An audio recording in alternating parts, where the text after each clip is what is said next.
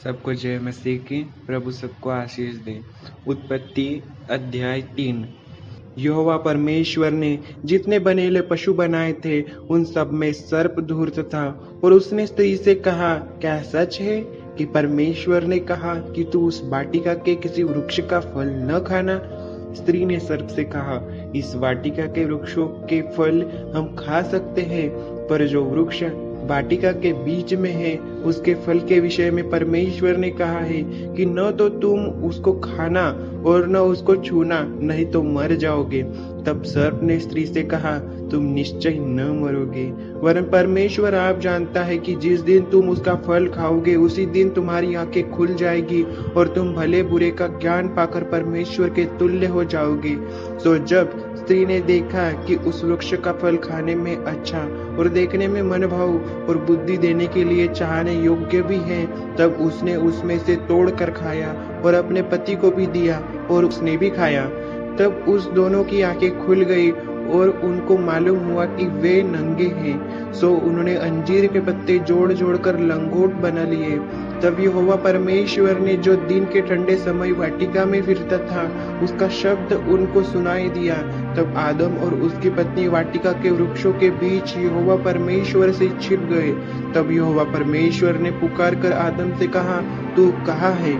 उसने कहा, मैं तेरा शब्द बारी में सुनकर डर गया, क्योंकि मैं नंगा था इसलिए छिप गया। उसने कहा, किसने तुझे चिताया कि तू नंगा है? जिस वृक्ष का फल खाने को मैंने तुझे वर्जा था, क्या तूने उसका फल खाया है? आदम ने कहा, जिस स्त्री को तूने मेरे संग रहने को दिया था उसी ने उस वृक्ष का फल मुझे दिया और मैंने खाया। तब यहोवा परमेश्वर ने स्त्री से कहा, तूने यह क्या किया है? स्त्री ने कहा, सर्प ने मुझे बहका दिया तब मैंने खाया। तब यहोवा परमेश्वर ने सर्प से कहा, तूने जो यह किया है इसलिए तू सब घरेलू पशुओं और सब बनेले पशुओं से अधिक शापित है। तू पेट के बल चला करेगा और जीवन भर मिट्टी चाटता रहेगा। और मैं तेरे और इस स्त्री के बीच में और तेरे वंश और इसके वंश के बीच में बैर उत्पन्न करूंगा। वह तेरे सिर को कुचल डालेगा और तू उसकी एड़ी को डसेगा। फिर स्त्री से उसने कहा, मैं तेरी पीड़ा और तेरी गर्भवती होने के दुख को बहुत बढ़ाऊंगा। तू पीड़ित होकर बालक उत्पन्न करेगी और तेरी लालसा तेरे पति की ओर होगी और वह तुझ पर प्रभुता करेगा।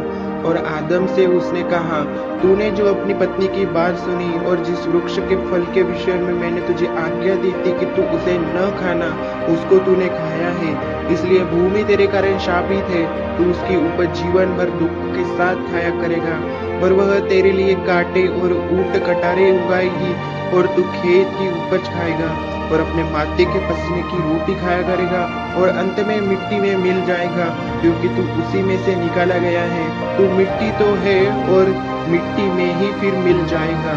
और आदम ने अपनी पत्नी का नाम हव्वा रखा, क्योंकि जितने मनुष्य जीवित हैं उन सब की आदि माता वही है। और यहोवा परमेश्वर ने आदम और उसकी पत्नी के लिए चमड़े के अंगरखे बनाकर उनको पहना दिए। फिर यहोवा परमेश्वर ने कहा, मनुष्य भले या बुरे का ज्ञान पाकर हम में से एक के समान हो गया है, इसलिए अब ऐसा ना हो कि वह हाथ बढ़ाकर जीवन के वृक्ष का फल भी तोड़ के खा ले और सदा जीवित रहे। तब यहोवा परमेश्वर ने उसको अदन की वाटिका से निकाल दिया कि वह उस भूमि पर खेती करे जिसमें से वह बनाया गया था। इसलिए आदम को उसने निकाल दिया और जीवन के वृक्ष के मार्ग का पहरा देने के लिए अदन की वाटिका के पूर्व की ओर करूबों को और चारों ओर घूमने वाली ज्वालामय तलवार को भी नियुक्त कर दिया। प्रभु इस वचन के जरिए आप सबों को आशीष दे। प्रभु यीशु मसीह के नाम से आमीन।